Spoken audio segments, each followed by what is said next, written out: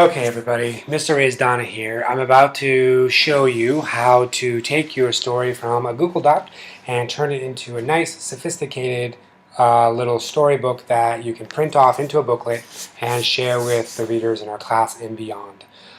This will take about 10-15 minutes, so please listen carefully. If you get stuck at any point, you can just stop the video and rewind and watch it again. But I'm going to try to go pretty fast to get through it because it's quite a bit of information.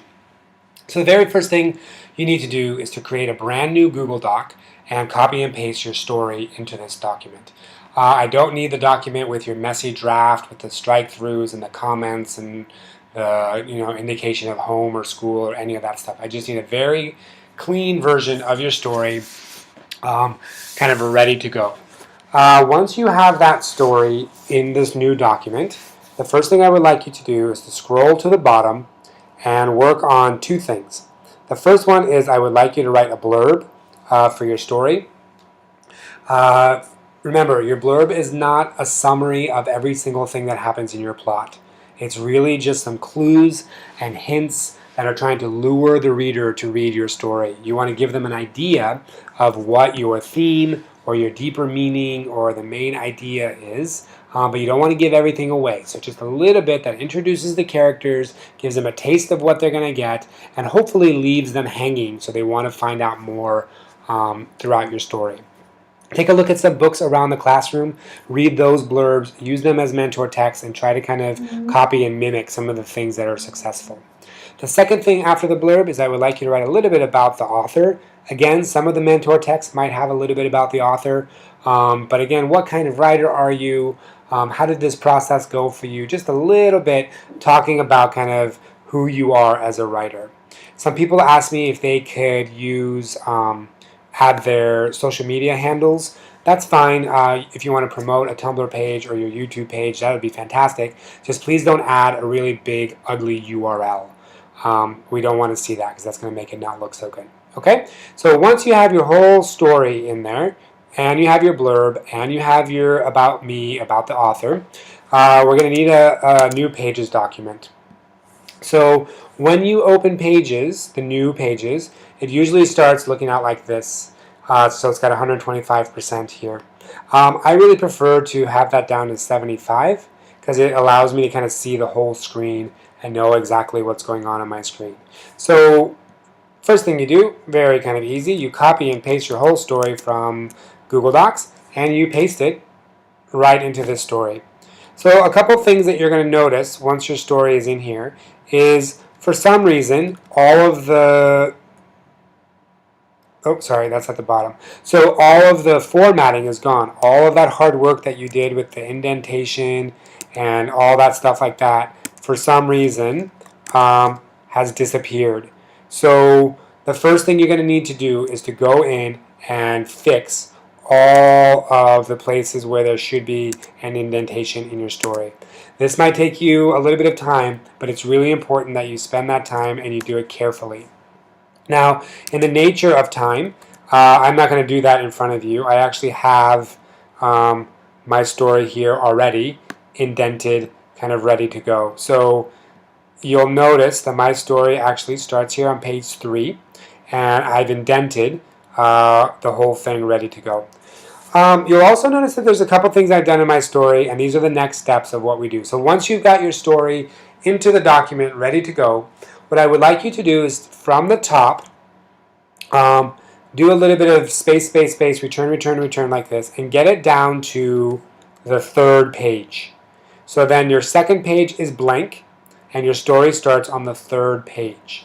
A couple of little tricks that you can do that the other class really seemed to enjoy is maybe make the first letter bold, a different kind of font, and a little bit bigger. It just adds a little bit professional.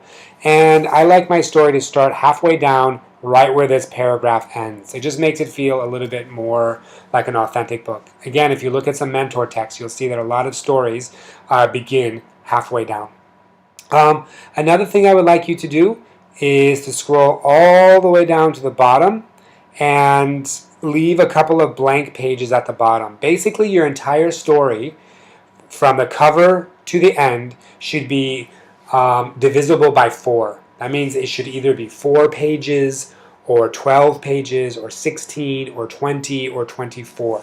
So if your whole story ends up not being 16 or 12 or 20 pages, then you need to add some blanks. So you'll notice that I came in and I copied and pasted my blurb, and I copied and pasted my bio. I added a little picture of myself at the very end. So once you've done that, the only thing that's really kind of left is your cover. So for the cover, you'll notice a couple of things that my cover has. I have a photograph that is big and dynamic and connected to my symbol. Remember my story? My symbol was about the yellow Converse shoes. So I want to kind of keep promoting that idea that fitting in the shoes somehow tie the story together. I've also kind of got a nice big font, so it's not small. I've matched the color here. Again, if you don't know how to match color, what you can do is when you highlight your font and you hit the little color wheel, and when you hit the magnifying glass, you can match any color that's in the photograph, and that matches it like that. I've also put some quotes from kind of other writers or publications. If you look on other books, you'll notice that sometimes there'll be something that says, "A timeless tale of growing up and fitting in," from the New York Times. And it's just a quote that kind of adds in there. You can have a little bit of fun and make some of those up if you like, but try to get a couple of them that are also from your writing partner or other readers in the class. Some of those can go on the front, and some of them can go on your back cover as well. Try not to overdo it, however, because there's going to be too much text. So again, you'll notice that I have a photograph, I have my text, my about my by Jabiz Raisdana, and a quote.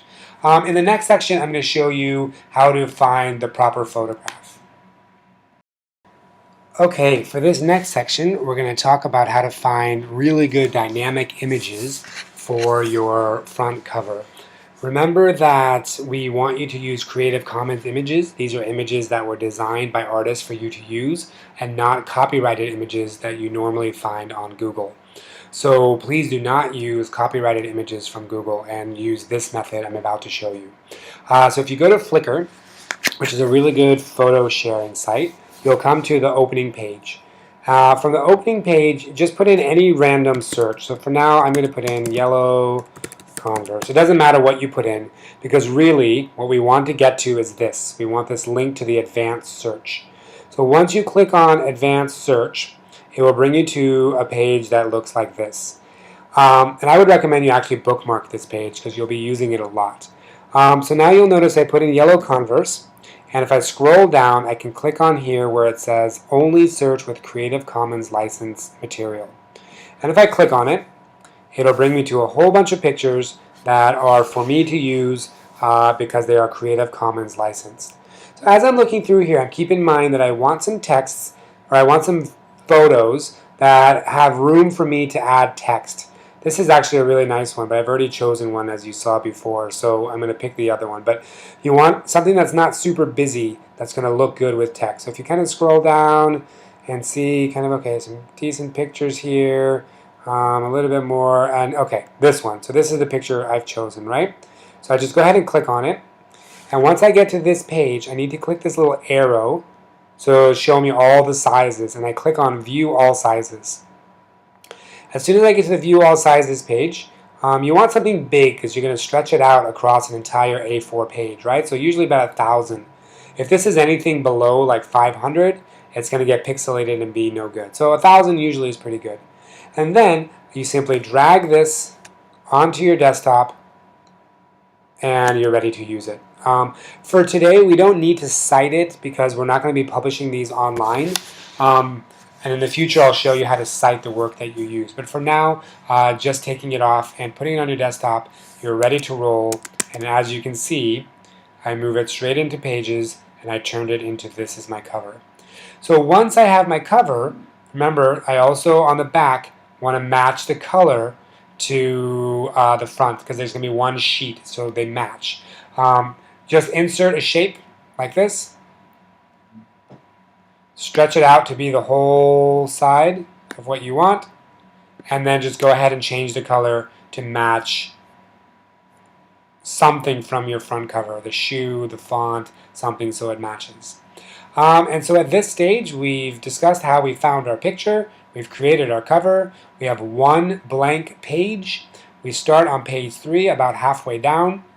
Our story has been indented properly. It looks exactly the way we want. We go to the bottom. We make sure we have 16 total pages, or 12, or 20, or 24. So I needed to put one extra page.